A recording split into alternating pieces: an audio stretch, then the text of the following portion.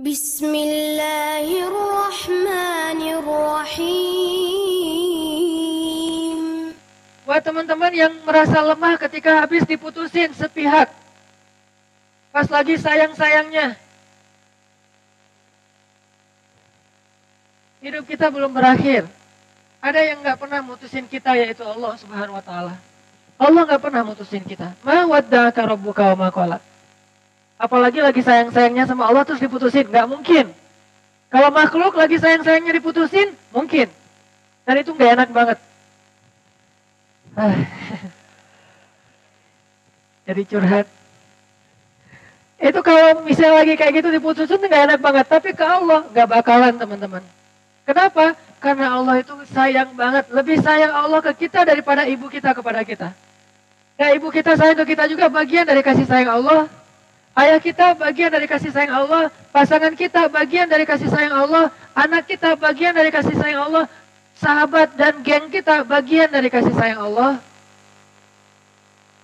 Jadi kasih sayang Allah yang wujud, yang kita lihat adalah lewat orang tua kita, lewat keluarga kita, lewat teman-teman kita. Masih banyak lagi kasih sayang Allah yang kita nggak sadari tapi ada dalam kehidupan kita. Ini yang perlu kita bangun, teman-teman. Ini namanya belajar akidah yang sebenarnya. Karena buat saya pribadi, belajar akidah itu bukan belajar teori. Belajar akidah itu bukan belajar istilah. Mana rububiyah, mana uluhiyah, mana asma, mana sifat. Ini untuk kalangan tertentu ya. Kalangan para ulama, para dai. Tapi untuk kita, aplikatifnya, kita nggak harus hafal rububiyah. Kita nggak harus hafal uluhiyah itu bedanya dengan rububiyah apa. Yang penting kita yakin. Baru nanti bonusnya kita belajar teori itu.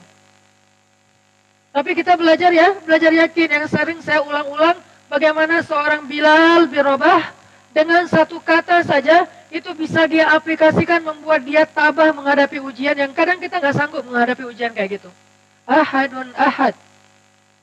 Bagaimana seorang Ibrahim muda, Ibrahim yang masih usia kita gitu, 17 tahun, ada yang bilang 20-an tahun, ketika dimasukkan ke dalam api, mengatakan, hasbi Allah itu cukup buat dia.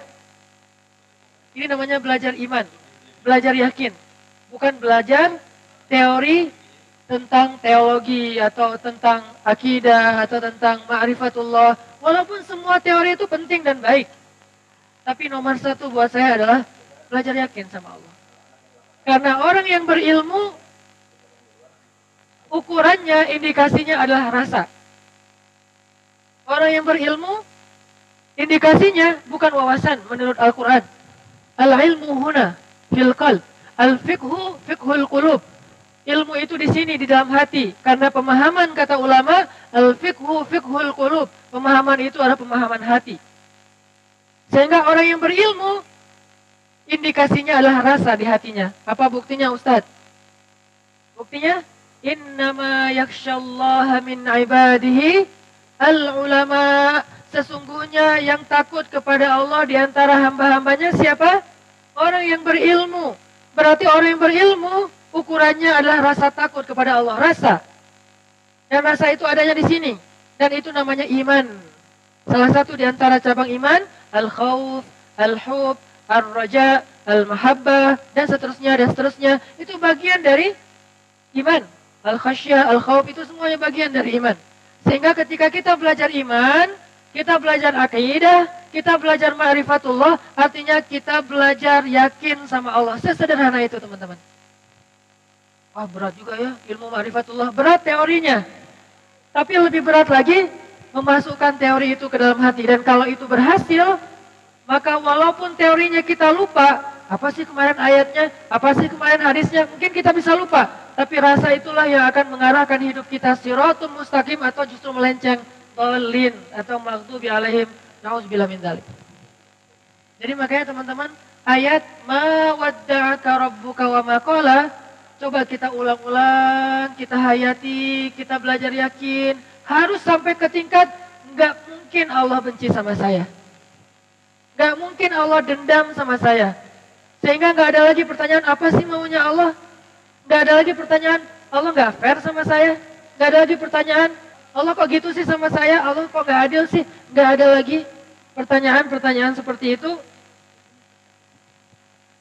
Nggak ada lagi pertanyaan-pertanyaan seperti itu karena kita yakin ma wadda'aka rabbuka wa ma qala. Allah tuh nggak pernah ninggalin kita, nggak pernah benci sama kita. Kalau kita lapar, ingat Allah, ya Allah saya lapar. Kalau kita galau, ingat Allah, ya Allah pilihkan untuk saya yang terbaik.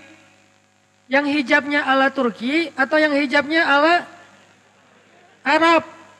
Yang pakai cadar atau yang pakai jilbab doang. Kalau kita galau, minta ke Allah, ya Allah pilihkan untuk saya yang pakai pakaiannya kuplukan atau yang pakai kopiah. Kan dua-duanya juga baik ya, insya Allah.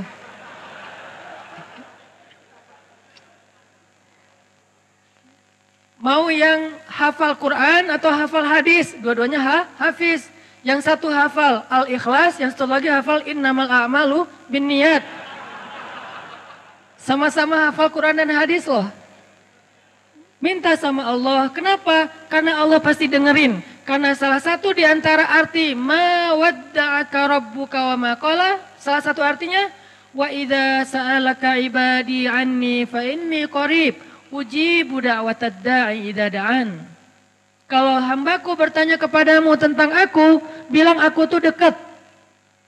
Artinya dekat, aku tuh dengar apa yang mereka minta. Maksud dari qarib di sini bukan Allah ada di sebelah kita bertempat, bukan. Arti qarib salah satunya adalah Allah tuh dengar banget yang kita omongin. Bahkan kita ngomong pelan-pelan juga Allah dengar. Bahkan terbersit di dalam hati juga Allah dengar teman-teman. Sehingga uji da'watad da'i dada'ani. Aku pasti mengijabah, aku pasti ngerespon, aku pasti nge-replay lah. Pertama Allah langsung nge-read. Gak mungkin kita ngejapri Allah terus gak di-read. Kenapa? Ini qarib, aku dekat. Langsung di-read sama Allah, langsung didengar sama Allah. Terus ujibu da'watad dan, langsung typing. Ujibu dari kata jawab, langsung typing. Gak mungkin kita kayak ngejapri Allah gitu, di-read doang 3 hari. Itu mah dia banget, cek. Allah tuh gak mungkin gitu, langsung typing. Ujib, arti ujib di situ present continuous tense, langsung. Gak sampai future tense, future-nya itu setahun, enggak. Langsung saat itu juga Allah merespon, mereplay, menjawab japrian kita. Begitu kita bilang, ya Allah, Allah langsung mengatakan, ai abdi, ada apa wahai hambaku? Ya Allah, halum ilayya abdi, ya Allah. Dan seterusnya. Kalau kita ngomong ke Allah, labbaika ya Rabbi. Kalau Allah memanggil kita, ada apa wahai hambaku? Hal indaka hajah, kamu punya masalah? Hal min di hajah, ada enggak di antara kalian yang punya masalah? Kata Allah, hal min taib, kamu pengen taubat? Allah langsung nanya gitu, Allah langsung nge-replay, Allah langsung nge-ijabah. Ini arti dari ma wadda'aka rabbuka wa ma qala. Kalau Allah ninggalin kita, begitu kita berdoa, emang kamu pernah doa? Allah sih nggak dengerin saya doa karena Allah udah pergi. Enggak, Allah nggak pergi. Allah qaribun ujibu da'watat da'i idza da'an. Sami'un basirun alimun khabirun latifun raufun wadud. Semua kalimat ini bahwa Allah itu dengar banget yang kita minta teman-teman. Jadi jangan putus asa untuk begini. Capek aja saya berdoa Allah nggak dengar. Berarti kita nggak percaya dengan ayat 3 surat Ad-Duha. Ma wadda'aka rabbuka wa ma qala. Berarti kita nggak percaya dengan ayat wa idza sa'alaka ibadi anni fa inni qarib. Minta aja sama Allah. Yakin deh sama Allah. شكرا يا ربي شكرا هديت قلبي شكرا